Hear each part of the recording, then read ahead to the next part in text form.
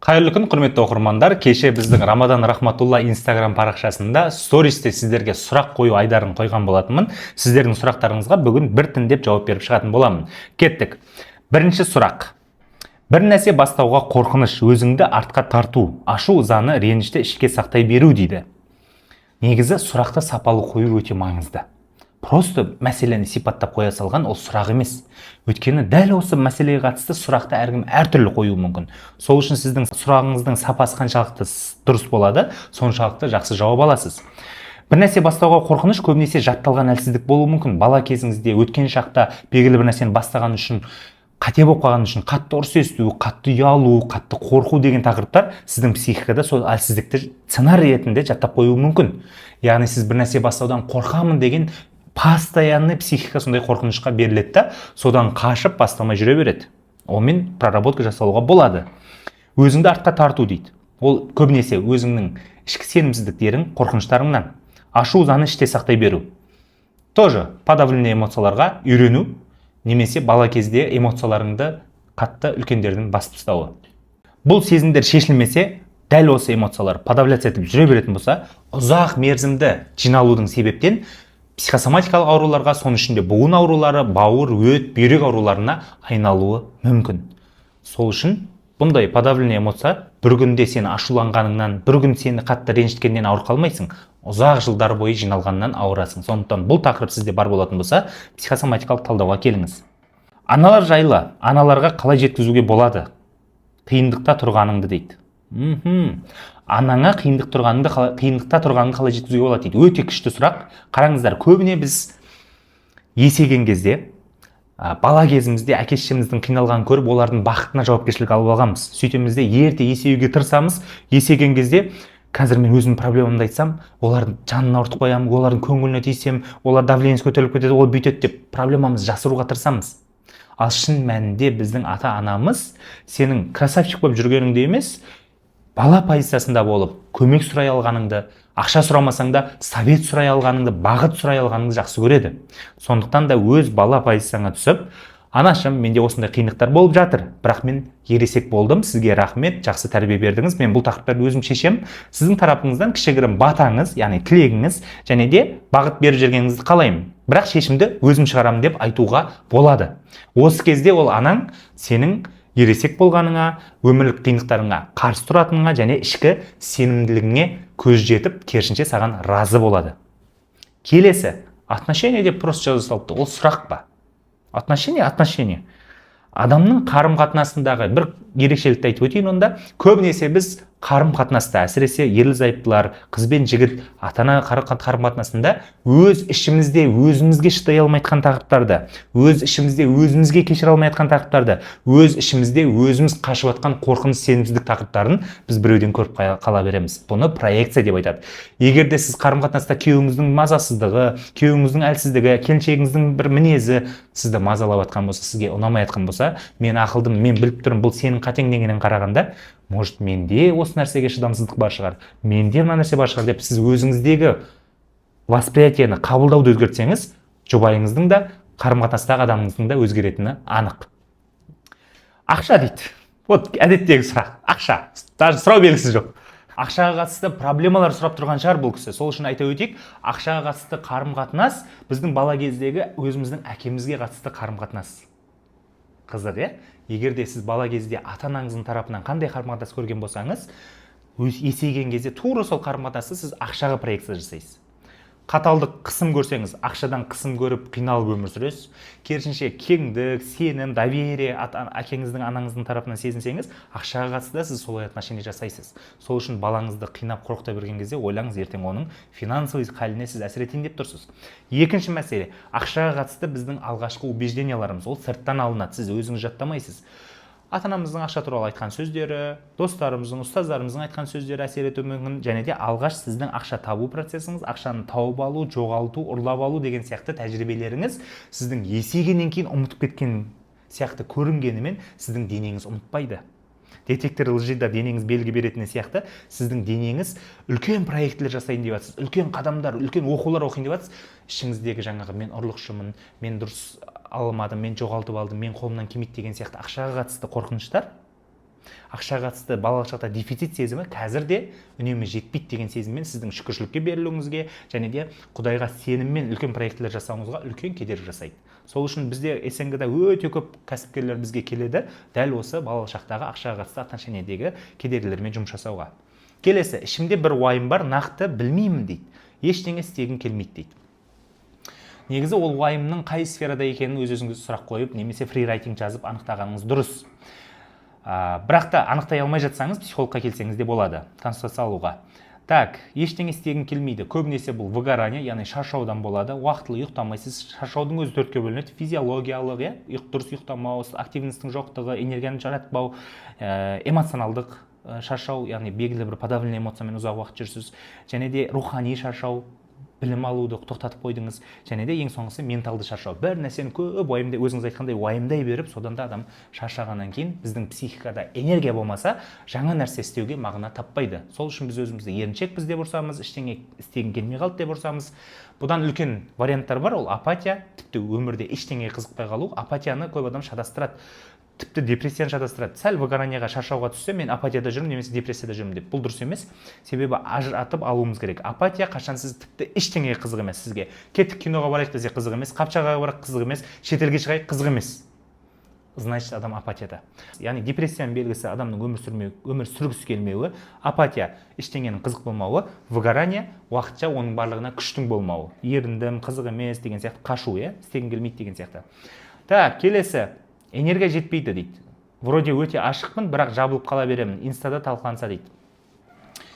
Так, жабылып қала беремін, вроде ашықпын. Негізі адамдар әртүрлі болады. Біреу ойлайды, мен іштей өзін ойлайды, мен интровертпін деп ойлайды. Бірақ сырттан қарайсың, ол өте ашық, сөйлеп, оның бәрі защитный механизм болуы мүмкін. Немесе кейбір адам бар, мен ашықпын деп ойлайды, сырттан қарасаң, ол өте тұйық. Осындай шатастыратын моменттер де кездеседі өмірде. Сондықтан сіздің өз-өзіңізге бұлай баға бергеннен қарағанда жақындарыңыздан сұрап көріңіз. Сенің ойыңша мен қандаймын деген сияқты. Сіз туралы ойларын әртүрлі адамдардан сұрау арқылы сіз сыртқы объективті бағалауды көрсеңіз болады, олардың субъективті көзқарасын көрсеңіз болады. Бірақ та бұл тақырыптарды психологпен жеке ашқан дұрыс деп ойлаймын. Энергияның жетіспеушілігі деп жазыпты бұл кісі. Жаңа алдыңғы видеода оны айтып өттік. Өзіме не керек екенін білмеймін, қай салада жұмыс жасау керек екенін білмеймін. Уже 3 сала ауыстырдым дейді. Негізі осы психосоматика саласының 2022-нің январынан бастадым. Ең көп менің көмектескен, ең көп маған ұнайтын тақырып адамның өз ішкі миссиясын, өз бағытын, өзінің күшті жағын анықтауға көмектесу. Өйткені сол кезде ол адамды ешкім тоқтата алмайды, сол кезде ол қоғамға реально пайдалы болады. Ойлап қараңызшы, мысалға таңертең тұрдыңыз, жұмысқа бара жатсыз, сіз кофені күшті істейтін жерден сатып аласыз ба, онша емес істейтін жерден аласыз ба? Күшті істейтін жерден, а самсанда сіз самсаны күшті істейтін жерге барасыз. Тура сол сияқты әркім өзінің ісін күшті істесе, клиент оған табылады, оған ақша да табылады, оған мүмкіндік те табылады. Сол үшін менің қалайтыным өмірде әр адам өзінің күшті қабілетін, өзі құнсыздандырып жүрген қабілеттерін тапса екен деймін. Өйткені сіздің ең қатты құнсыздатын тақырыбыңыз құнсыздандыратын. Бұл мен үшін сән ғой дейсіз ғой, бұны істеу оп-оңай ғой деп. Именно сол сіздің күшті қабілетіңіз. Ол сізге оңай болып тұр, өйткені сізге табиғатыңыздан сол талант берілген және тәжірибеңізде ол қатты дамыған деген сөз. Сол үшін өзіңіз құнсыздандырып жүрген бағыттарды іздеп көріңіз, немесе әртүрлі тесттер тапсырып көрсеңіз болады, Галлап тесті болады, әртүрлі архетиптер анықтауға болады, немесе осындай ішкі қорқыныштарды психосоматикалық методикалармен алып тастағаннан кейін сіздің жүрек қалауыңызды өзіңізді есту арқылы да оны білуге болады. Жалпы сала ауыстыру қатты үлкен проблема емес, бастысы миссия мен бағыт дегенді түсініп алу керек. Миссия ол сіздің мамандық емес. Миссия менің қоғамға, менің ең күшті қабілетім арқылы пайдалы болу. А менің ең күшті қабілетім ол мамандық емес. Ол сол мамандықтың ішінде істелінетін бір қасиет, қабілет. Менде ол стратегия құру адамға, эмпатиялық түрде сезіну және жеке подходта түсіндіріп бере алу деген қабілеттер. Тура осы қабілетті мен мұғалімдікте қолдана аламын, гид болып та қолдана аламын, имам болып қолдана аламын, немесе психолог болып қолдана аламын. То есть мамандыққа байланысты емес, менің күшті қабілетімнің қай жерде күшті ашылатындығы маңызды.